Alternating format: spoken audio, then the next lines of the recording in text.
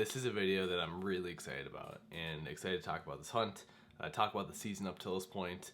One thing you might notice too, I'm in a slightly different space. Well, actually it's the same space, but I reorganized the office, so hopefully it'll make for some cleaner YouTube videos here.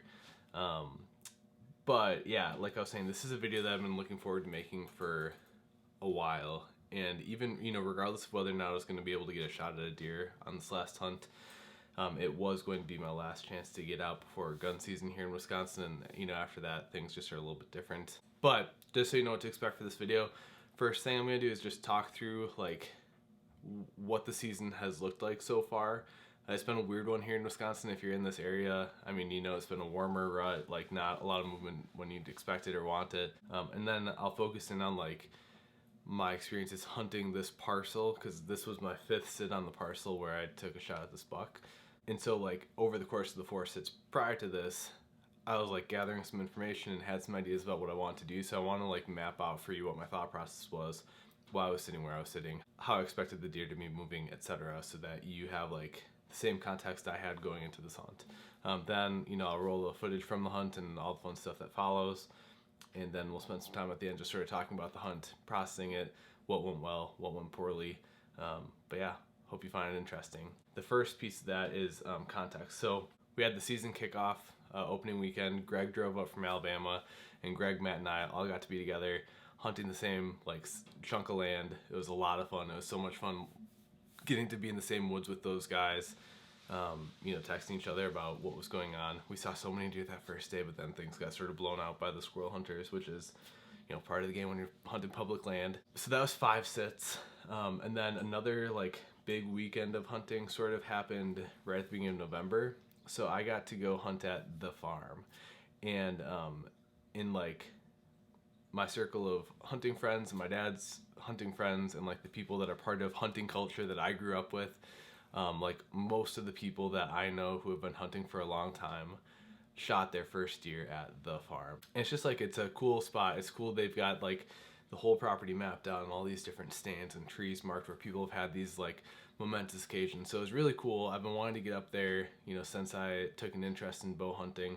With little ones, that's tough, but this year got to happen. And while I was up at the farm, I got 5 sits in there, didn't have any shots at anything.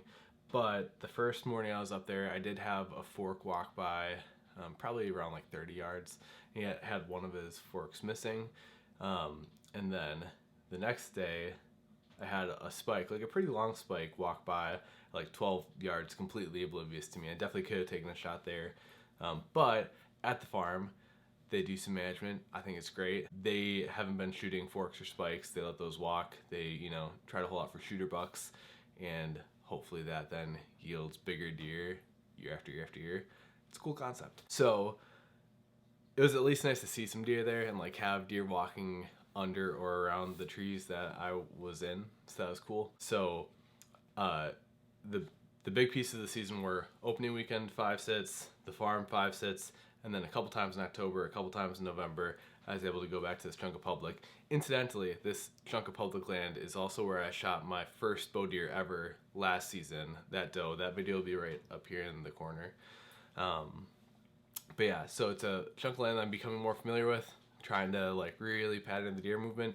And with that, now I'm going to jump in, and I have it sort of mapped out, and I want to just like give the context and sort of the backdrop to this hunt, why I was sitting where I was sitting, where I expected the deer to be moving, and all that good information. So here, let me show you what I'm talking about. Okay, so like I mentioned, there are 5 times I hunted this parcel over the course of this season so far. And where I started this season was over here. So I had my platform, I was saddle hunting from a tree right along that seam. And when I was there, I had a deer come at me from this direction through the woods. He busted me. We both sort of saw each other at the same time. Not the best situation. And then the next time I was able to get out, I sat in a tree right here, and that's the same tree actually where I shot my doe last year. Couple, maybe 3 weeks later, after I got back from hunting the farm, I did a little bit of scouting and decided to set up in a tree over here closer to this point. And interestingly enough, this was an evening sit, and while I was there, I saw a deer come from this dead woods area into the woods right by the other tree that I sat in.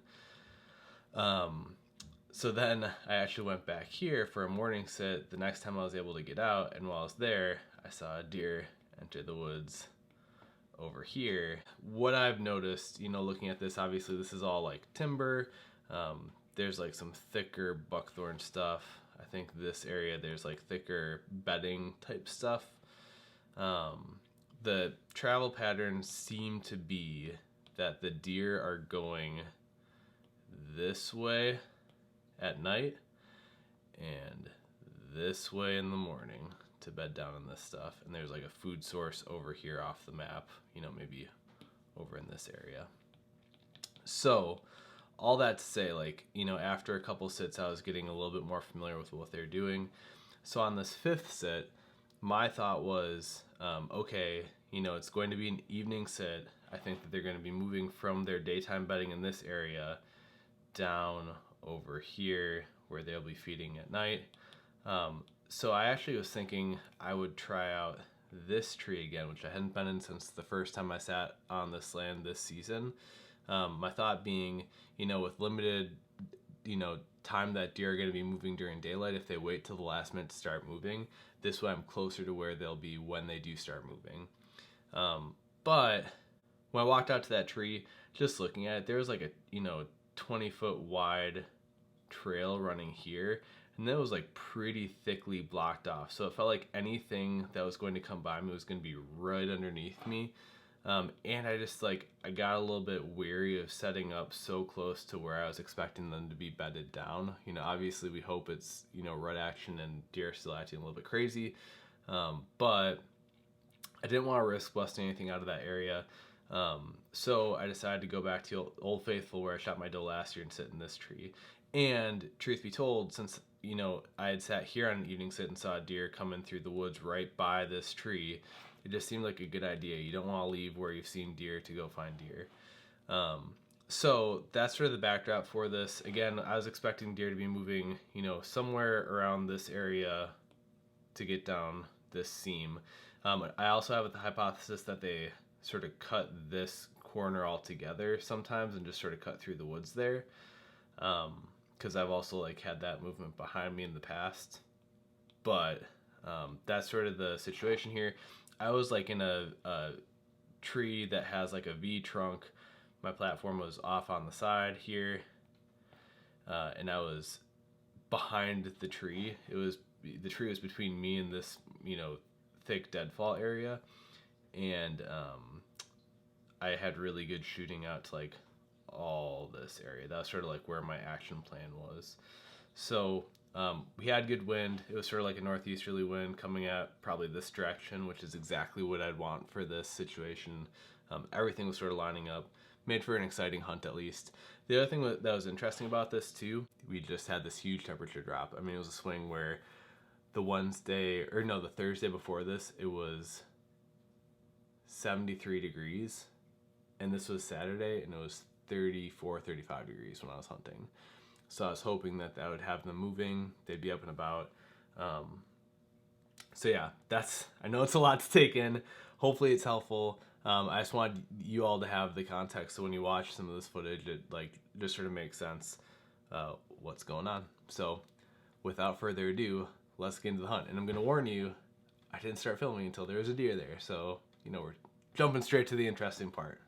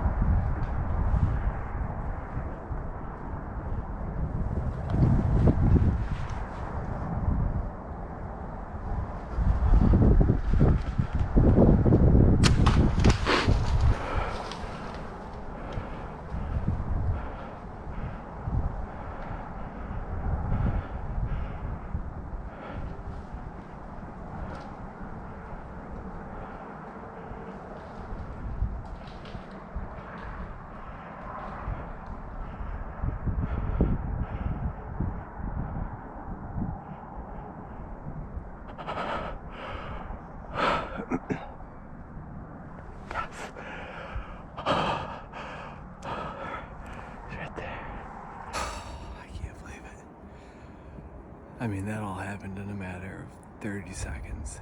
Absolutely insane. I heard him coming through. And he walked in from the direction I was expecting. The wind's, coming this way, but he was behind me. He was cutting through some thick brush, so I heard him. And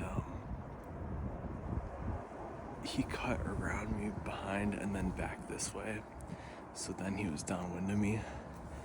And there was a real standoffish moment there where he was trying to make eye contact, and I was hiding behind this tree trunk. I'm gonna split feet here, I'll show you. So he was down here. I don't know if it'll show up on the GoPro, but he was poking his head out trying to make eye contact with me, and I just tucked myself away behind this big trunk. But then he took another step, gave me a lot of clearance to get my bow all ready. And then he came around the other side, and it was now or never. I had my opportunity. It had to be 15 yards broadside, I'm guessing. But yeah, I saw him run off. Saw him stumble down. Haven't seen him get up, so I'm just gonna give it a little bit of time. And then I'll quietly work my way down and grab the arrow and see, how it smells. It felt like a good shot, but you never know, so.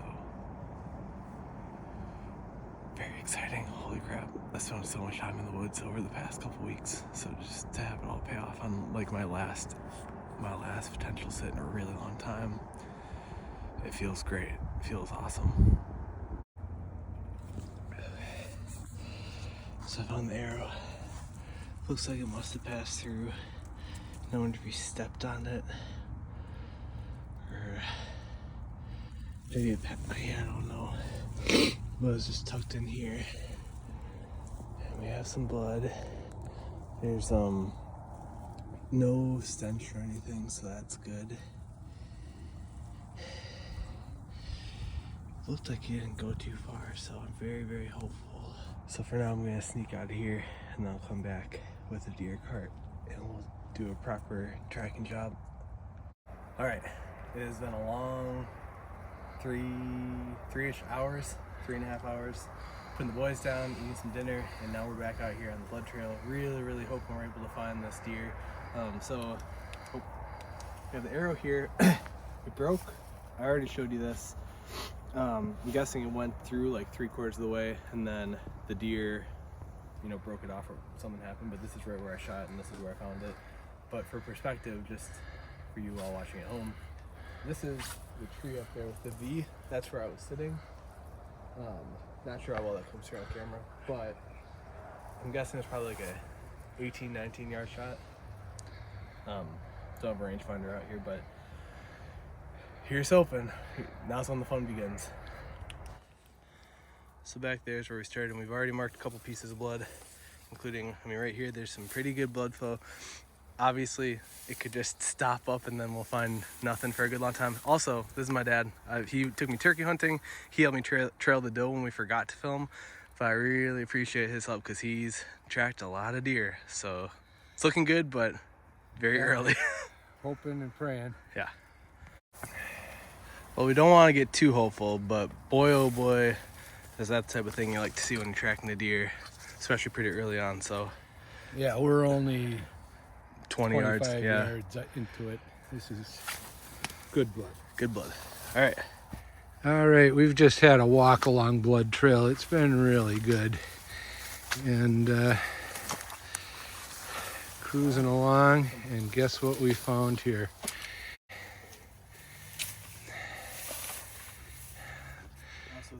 It's a nice first buck with a bow. So that 3.5 hours of waiting,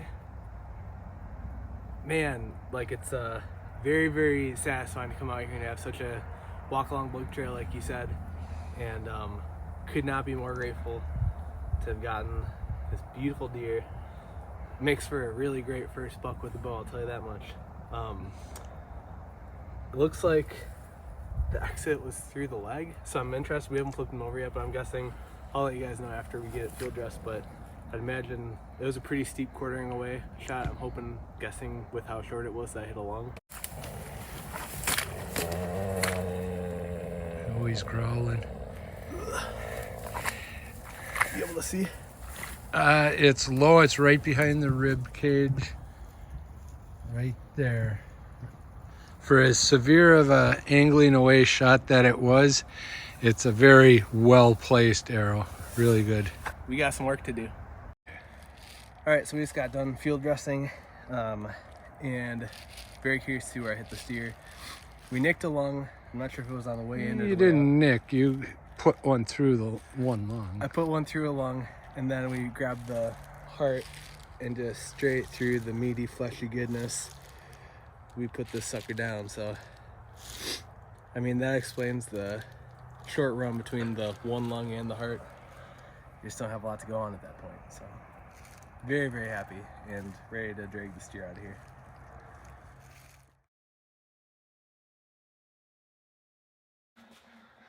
So that was the hunt.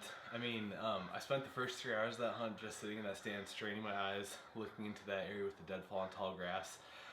All because those 2 deer that I'd seen on alternating sits before this last sit, I saw the deer like 60 yards away working their way through this thicker stuff, and I barely caught a glimpse of them. Definitely wasn't going to hear them before I saw them. But then, this broke that expectation because this deer came up behind me, and if you remember back to that graphic, I think he was cutting through the woods and then was popping onto that deadfall area right by where my tree was. So he came out, like I said in the video, I saw him turn on the GoPro, and then he was probably 5-7 yards away from my tree, caught my wind, and like right after he went past when I grabbed my bow, that's when I think he picked up my wind and he stopped. He was poking his head around that tree trunk, and that was just like a real tense moment. The interesting thing about this hunt, thinking back to when I got my doe last year, is that, that year I saw it coming in, had time to plan, get in the right headspace. This was way different. It was like, radio silence, nothing's going on, pretty much ready to call it quits. And then all of a sudden I just hear this deer, busting brush behind me. And in the video, I think I said 30 seconds. I believe it was like a minute and 2 seconds from when I turned the GoPro on, which was pretty soon after I heard this deer, to when I shot, let the arrow go. So it was just like one of those split-second things, and that was just like an interesting learning to me, having it be completely different than it was last time, where I had time to think and plan and prepare. But yeah, lots of learnings, really exciting hunt. So grateful to have the meat and have this deer. Really excited to get butchering. I think tonight I'll do some work on the hams, just start plugging away on the fun part of all this. So thanks again for watching. If you found this video interesting, you enjoyed watching it, please do hit like and or subscribe to the channel. We're going to be putting out more stuff like this, so thanks for watching. And you're not going to shoot a deer sitting on the couch, so get out there.